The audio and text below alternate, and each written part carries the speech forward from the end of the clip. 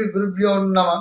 శ్రీ విశ్వావసు నామ సంవత్సరము పుష్యమాసము జనవరి నెల 2026 ఆంగ్ల సంవత్సరం మొదలుకొని కుంభరాశి వారికి ఏ విధంగా ఉంది? కుంభం అంటే పూర్ణత్వంతో ఉన్నటువంటి వారు, మంచి రాశి. అన్ని రాశుల్లో పూర్ణత్వం ఉన్న రాశి ఏదంటే కుంభరాశి. అదేంటే శనికి ప్రీతైన రాశి, శనికి ప్రీతైన రాశి. అటువంటి ప్రియమైన రాశి కుంభరాశిలో ఖ్యాతి చెందినటువంటి వాళ్ళు, బాగా కీర్తిని ఆర్జించినటువంటి వాళ్ళు చాలామంది ఉన్నారు. ఇప్పుడున్న పరిస్థితుల్లో ధనమందు శని, ఏలినాటి శని అంటారు చూసావా, ఏలినాటి శని ప్రభావం వల్ల కుంభరాశి వారికి ధనమందు శని ఉంది. కాబట్టి ధనం దగ్గరికి వచ్చినప్పుడు ఇబ్బంది పడుతుంది, చేతికి అందేది అందటం లేదు, విపరీతమైనటువంటి ఒత్తిడి ఉంటుంది, బాధలు ఉంటున్నాయి, మతిని కూడా మతి స్థితి లేనటువంటి ఇబ్బంది కలుగుతుంది. ఎత్తి మీద అంత లోడు ఉంటుంది చూసారా, బుర్ర ఏం పనిచేయదు, ఏం చేస్తున్నామో తెలియదు, అగామ్య గోచరంగా ఉంటుంది. మనం చేసే పని అయితే మనకే అర్థం కావట్లేదు. కోపం, ఆవేశం, ఆలోచన లేకపోవడం, మెమరీ లాస్ అవ్వడము, ఎన్ని సమస్యలు అంటే ఎంత అంత కాదు. ధనమందు శని ఏం చేస్తున్నాడంటే ధనాన్ని ఇస్తున్నాడు, దాని మీద విపరీతమైన ఒత్తిడి పెడుతున్నాడు. ధనం అన్యాగ్రంథం. ఇంకోటి దొంగతనాలు కూడా జరుగుతున్నాయి. జోబులో డబ్బులు కూడా, పర్సులు కూడా కొట్టేస్తారు. విలువైన వస్తువులు వేసుకుని వెళ్ళిపోతే ఎక్కడో పోగొట్టుకుంటాం. పిల్లలకి చెప్తాను, సర్టిఫికేట్లు చాలా జాగ్రత్త. పెద్దలు ఎవరినైనా తోడు తీసుకుని వెళ్ళండి. ఎక్కడికైనా ఇంటర్వ్యూకి వెళ్ళినా, ఎక్కడికి వెళ్ళినా తోడు తీసుకువెళ్ళండి. ఆ సర్టిఫికేట్లు చాలా ఇంపార్టెంట్ సర్టిఫికేట్లు. ఎక్కడ పారేసుకోకండి. మీరు అనుకుంటారు మనకి డూప్లికేట్ దొరికిపోతుంది, ఎప్పటికి వస్తుంది. ఒక పక్కన ఎవరినైనా పెద్దవాళ్ళు సహాయం తీసుకోండి, చాలా జాగ్రత్తగా ఉండండి. ఉంటే జాగ్రత్త, భయం నాస్తి. జాగ్రత్తగా ఉంటే మీ కుంభరాశి వారికి చాలా బాగుంటుంది. పూర్ణత్వంతో మీకు నిజంగా విద్య వచ్చిందంటే పూర్ణత్వం, సంగీతం వచ్చిందంటే పూర్ణత్వం, నాటక రంగం వచ్చిందంటే పూర్ణత్వం, సినీ రంగం వచ్చిందంటే పూర్ణత్వం. ఏదైనా పూర్ణత్వం లేదంటే మీరు లేరు.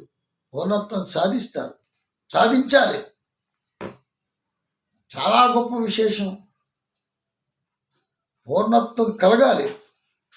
మరి అందుకే అంటారు ఇందులో కుంభరాశి వారికి, కుంభానికి రాశికి అధిపతి శని, రాశికి అధిపతి శని.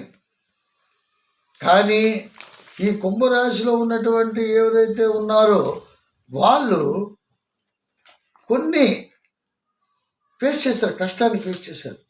కుటుంబాధిపత్యంలో కానీ, బంధువర్గంలో కానీ కొన్ని ఇబ్బందులు పడ్డారు. ఆ ఇబ్బందుల్ని దాటి కొద్దిగా వచ్చారు. ఈ శని ప్రభావం వల్ల అవి మళ్ళీ కూడా పెరిగాయి, గొడవలు పెరిగాయి. అంటే కొట్లాట్లంత గొడవలు కావు, మనస్పర్ధలు, అన్నాచెల్లిగా మనస్పర్ధలు, కుటుంబంలో మనస్పర్ధలు, అత్తమామతో మనస్పర్ధలు, భార్యాభర్తల మనస్పర్ధలు, ఏదైనా సరే అంతే కదా. బంధువర్గం కానీ, కుటుంబంలో కానీ, ఎక్కడ కానీ మనస్పర్ధలే. అవి మనకు ఎలా ఉంటాయంటే చాలా బాధాకరంగా ఉంటాయి. వాటినన్నిటినీ దిగమింగుకొని శాంతియుతంగా దైవాన్ని నమ్ముకొని ముందుకెళ్తున్నాం. అలాగే అలాంటి మంచి జరుగుతుంది. కానీ తొందరపడి ఎవరో ఏమిటి జాయింట్ వ్యాపారం చేయకండి. జాయింట్ తగాదాలు ఉన్నాయి, జాయింట్లో డబ్బు పెట్టకండి. డబ్బు ఇదో ఎంతకంత వస్తాయని చెప్పినా, మాయమాట చెప్పినా మీరు డబ్బును మాత్రం పోగొట్టుకోకండి, ఆస్తిని మాత్రం పోగొట్టుకోండి, రోడ్డును పాలవ్వకండి. ఇంత ఖచ్చితంగా చెప్తున్నానంటే ఆలోచించండి.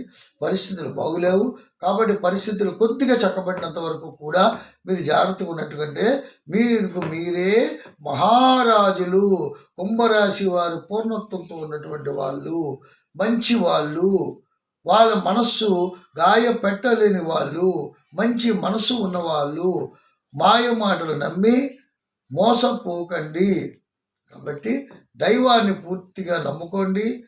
సుబ్రహ్మణ్యేశ్వర స్వామిని, శ్రీనివాసుని, శంకరుణ్ణి ఆరాధించండి. మంచి సుఫలితాలు పొందండి. మళ్ళీ మరో ముందుకు వస్తానంతవరకు సెలవు. ఓం శాంతి.